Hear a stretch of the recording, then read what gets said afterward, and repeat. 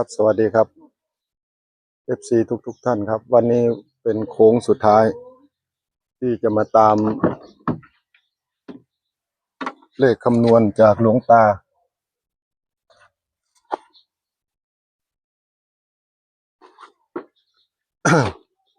ที่ได้เดินทางมาตามหวยคำนวณของหลวงตาวัด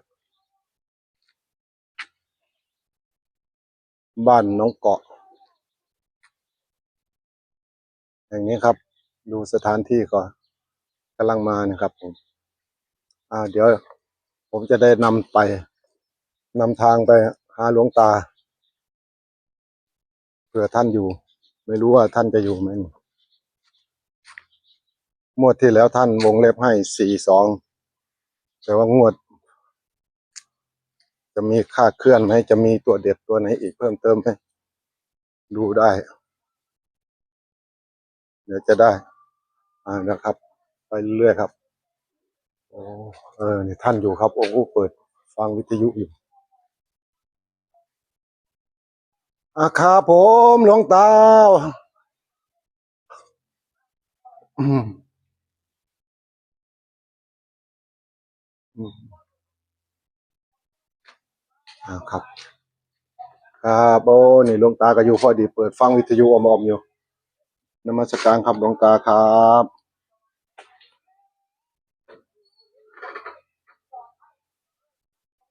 อืม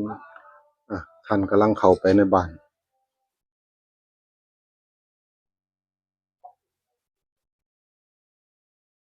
เดี๋ยวจะได้ดูครับผมว่าท่าน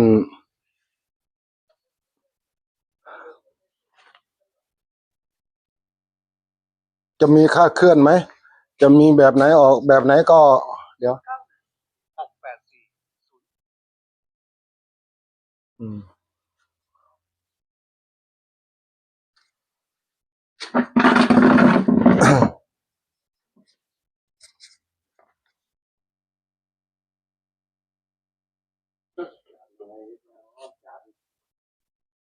เอออาจารย์อยู่ผมอาจารย์แต่ว่าอาจารย์รักษาคนผมเป็นอาจารย์หวยหลวงตาคำนวณหวยเป็นก็ต้องมาหาหลวงตาแล้วครับให้ไปฝากFCอ่าขออนุญาตติดไม้นะครับเด้อนี่เอาแม่นๆเด้อหลวงตาเด้อเอาให้แม่นๆนะให้10 วัน25 วันหรือเดี๋ยวให้มีFCเขาได้ฮู้จักอันนี้นำแล้วก่อนสิเข้าการคำนวณก็อนุญาตถามแหน่จักหน่อยเป็นจังได๋ฝันดีบ่เป็นตามีโชคมีหมานบ่งวดนี้ที่ปล่อยออกไปแล้วมันเป็นจังได๋คาดเคลื่อนแน่บ่อิหยังแน่บ่เนี่ยงวดที่แล้วนี่ให้ไปนี่วงเล็บไว้อยู่นี่4242แต่ว่าบัดนี้มันสิเป็นจังไดบัดนี้ถ้าเบิ่งว่าสิได้มาตามเนี่ยมันคลาดเคลื่อนแนวไหนอิหยังแนวไหนหรือว่าจังไดก็สิได้ถามได้ให้ฮู้ให้ FC เขาเข้าใจมื้อนี้มื้อโค้งสุดท้ายแล้วเลยมาตามให้ FC เขาก็ถามอยู่ว่าตามโค้งสุดท้ายให้แหน่เด้อค่าเปลี่ยนแปลงเพราะว่าเพิ่นให้มาตัวเดียวบัดนะถ้ามีตัวอื่นตัวสองเพิ่นก็ว่าจั่งซี้ก็เลยได้มาติดตามให้เบิ่งว่าเป็นจังไดอิหยังจังไดแหน่ซั้นเด้อว่าวันนี้หลวงตาว่าคลาดเคลื่อนแน่บ่นี่หรือว่ามันเป็นจังไดหรือฟันตัวไหนอีกเพิ่มเติมที่ขาดก็43ตรงๆอะ สี่สี่ขาดเลย43ว่าซั่นเถาะแต่ว่าอันนี้ให้42ไว้เนาะ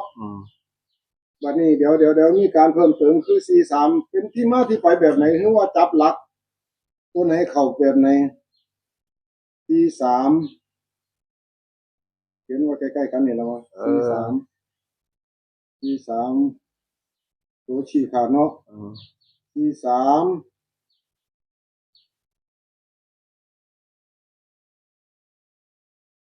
หลวงตามีแต่คำนวณเอาแม่นบ่ครับนี่ผมเลขมื้อนี้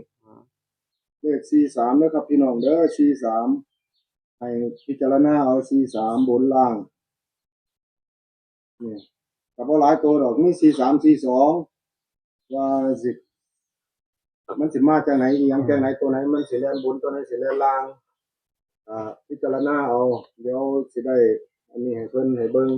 ให้หลวงตาเริ่มคำนวณโดนแล้วบ่ครับอันนี้ดูนี่ กี่ดนอย่างน้อน บ่ที่อาจารย์ได้สูตรมาเนี่ยนะครับ ผมตั้งแต่มาแตะกำเนิดเลยตั้งแต่ไหนมาเท่าไหนมากันที ตั้งแต่บวชมาก็ แต่มีสูตรนี่ก็ที มีสูตรนี่คตินี่แหละ มันเป็นสูตรโบราณบ่ครับ หรือว่าทำหรือว่า ไล่ตามยามนะ อืม กายจับหลักไม่หักกับทางนกกระยางคาบดีกันมันตกกายจับหลักมันก็เลขมันก็โตแท้ไม่หักกับทางเลขอยู่ อืม สินะ โอ้วิ ไล่ ธี ไล่ตามยาม เลขสามตามันเหรอย ามสามตา เออ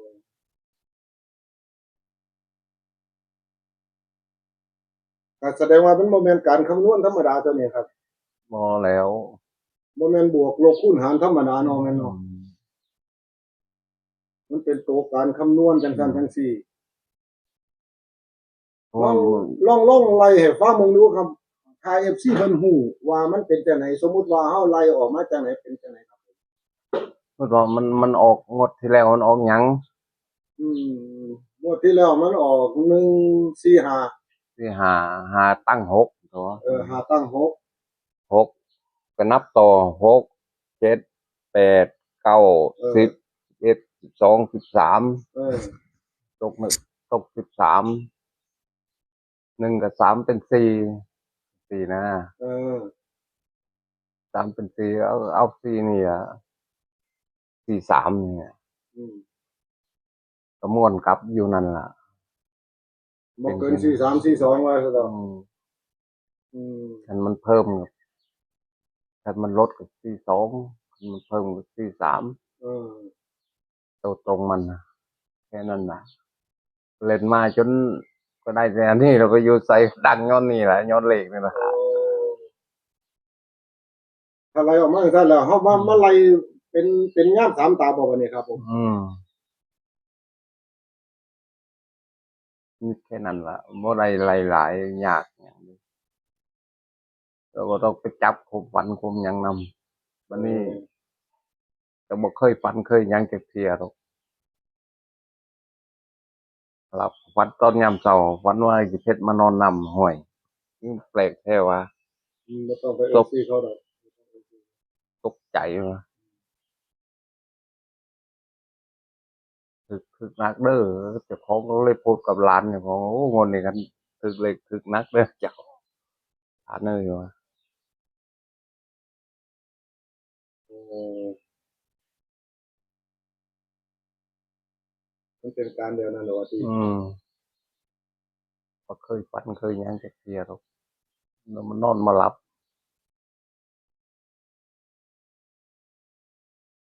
แสดงว่าคนขายหวยนี่หนึ่งเลยตัวหนึ่งงวดนี่ตอนนี้คนขายหวยปานนี่ คิดว่าจังซั่นล่ะ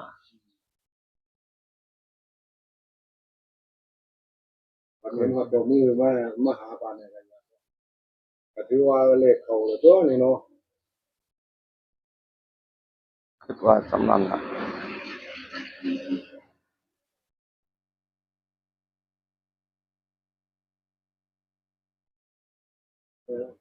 FC พิจารณาญาณในการรับชมเด้อ FC เว้ยทุกคนงวดนี้เป็นงวดแรกที่หลวงตาเพิ่นที่มาขอถ่ายทำน้ำหลวงตาเนี่ยขอน้ำหลวงตาเนี่ยว่าเห็นเพิ่นถูกดูก็เลยได้มาหาเพิ่นลองสอบถามเพิ่นเบิ่งก่อนนะว่าเลขนี่มันไปจังไหนมาจังไหนก็เลยว่าสินะเห็นเพิ่นถูกดูมาหลายงวดแล้วก็เลยได้มาติดตามน้ำหลวงตาพ่อได้ไปฝาก FC เบิ่งวันนี้ก็สิได้เป็นจังไหนเนี่ยเจ้าอาวาสเพิ่นไปใส่กันนี่หรือเพิ่นบ่ค่อยได้อยู่ ก็ได้อยู่หรอก โอ้เจ้าอาวาสเพิ่นก็บ่ค่อยได้อยู่วัดเนาะถ้าเพิ่นไปจังไหนมาจังไหนงานการเพิ่นหลายทุกสิ่งทุกอย่างอยู่นำกันแค่3องค์ปฏิบัติกันอยู่นี่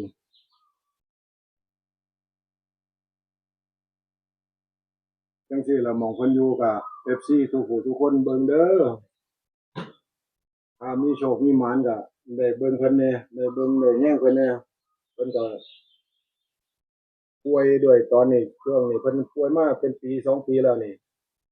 ยังออกไปทางไหนมาทางไหนบ่ทันได้ดอกแต่ว่าเพิ่นก็อยู่นี่ล่ะก็เลยว่าเห็นว่าเพิ่น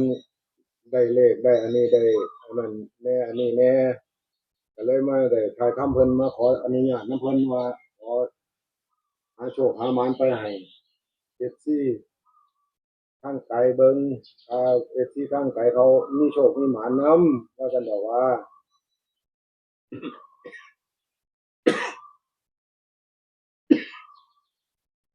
ตะกี้ก็อยู่ศรีสะเกษพุ่นแหละเนาะหลวงตาเนาะ อยู่ศรีสะเกษ เป็นจังไดทำบุญมันเป็นจังไดแหน่เว้าให้ฟังมึงรู้จักนิดจักหน่อยโอ้อยู่พุ่นก็ม่วนไม่ออกไม่ต้นไม่ออกคำไม่ออกหยังก็เบิ่งดีพอออกขยกโอ้เขาก็เบิ่งดีเบิ่งดีจนบ่เคยได้ฉันเข้าวัดจักเที่ยเนาะอืมก็เสียเคราะห์ก็เป็นหยังก็เป็นหมดเนาะ ก็เลยไปให้เพิ่นเพิ่นก็ตื่นเช้าก็มารับไปตื่นเช้ามารับไปเพิ่นให้โชคให้หมานนำอืมมันบ่ตลมีอดเลยเงินมันบ่ยังดอกสมัยตะกี้เนาะมันก็ไปนำลูกค้ารถเขาเสียเวลานำเฮาหมดมื้อให้แต่เพิ่นเขาอยู่ดอกยกเขาก็ดีไม่ออกเขาก็ดีโอ้ยบ่เคยได้ฉันเข้าวัดเข้าวาจักเที่ยดอกเออตื่นเช้าก็มีแต่เขียนกระดาษปิไว้มีจะบอกไว้ว่าบ่อยู่อยู่จนเบิ่งยังบุญข้าวสารจนเขาต้มหมูดเออมีหลายเนาะเขาก็ดีอยู่เนาะดีว่ะอยู่พุ่นหาแต่เงินง่าย เขาหังแก่แล้วสังขารบ่ให้แล้วก็เลยกลับผลกลับขึ้นมาอยู่บ้านอยู่นำลูกนำหลานไปมงหลานกับตะมอนกับตะบานที่ไปรับมาเออสาเหตุมันเขาก็ว่าให้มาเราก็ไปอยู่นำเขาอยู่20 ปีเนาะเออเป็นคนของเขาแล้ว เขาจนว่านี่แล้วเนาะก็ย้ายไปอยู่พุ่นหมดแล้ว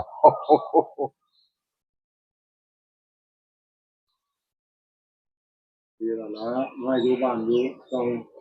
เป็นอยู่เบิ่งหลานนี่อยู่นำหมู่มันนี่ล่ะให้มันเป็นจังไดก็ให้มันเบิ่งเอาถ้าตั้งหยังมาหมดเอาบ่รับบ่เซ็นรับจักเที่ยบ่เอานำดอกว่าเจ้าของมีความรู้ก็อยู่ไปจังซี่ก็บ่ได้อึดดอกงาน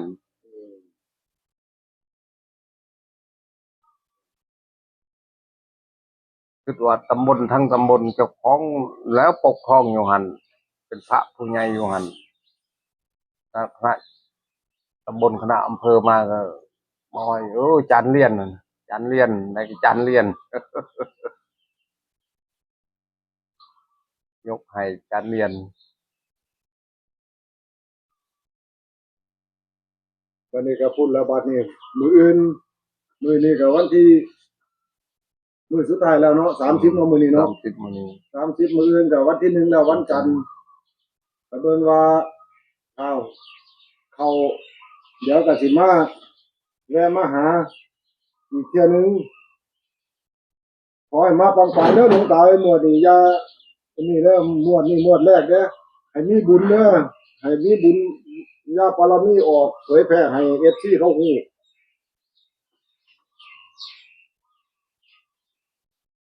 เลขก็บ่หลายตัวดอก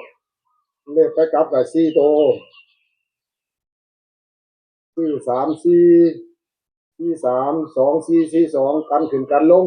กันเหนียวเนาะแม่นบ่อย่ามาลงแต่ว่าตัวเด่นก็คือ4 3แม่นบ่หลวงตา4 3เนาะที่ตัวมันเด่นน่ะ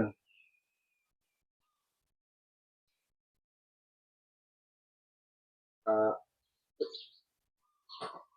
นี่ล่ะที่เพิ่นอยากรู้อยากเห็นก็ลองมาติดตามให้จังซี่บัดนี้ถ้ามันเปลี่ยนแปลงถ้ามันฝันแบบไหนอิหยังแบบไหนก็ถ้ามันเป็นบ่ได้โชคได้ลาภก็บอกแม่งวดหน้างวดหลังเดี๋ยวได้เข้ามาหาอีกอืมงวดนี้ก็เป็นมื้อสุดท้ายแล้ว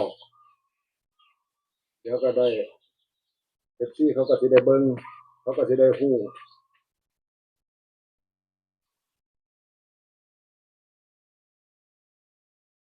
เอามานี่ตัวชี้ขาดเดี๋ยวให้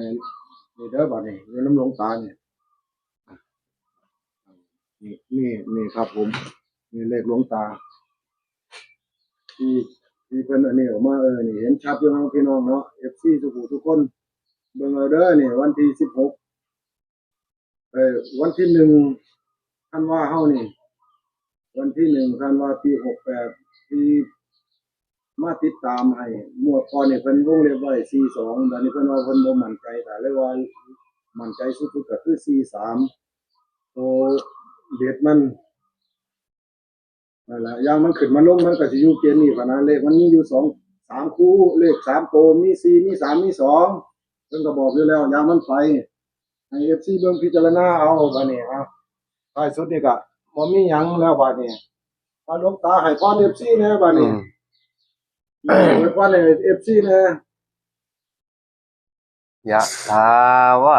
ริวาปุราปาริปุเรนติสาคารังเอวเมวะอิโตทินังเปตานังอุปากปปติอิทิตังปัจจิตังตุมหังคิปะเมวะสมิจจตุสัพเพปุเรนโตสังกปาจันโทปนาราโสยะธามณีโชติราโสยะธาสัพพิติโยวิวัตชันตุสาพะโรโควินาศตุมาเตภวัตวันตรายโยสุขีเทคายุโกภวะอภิวา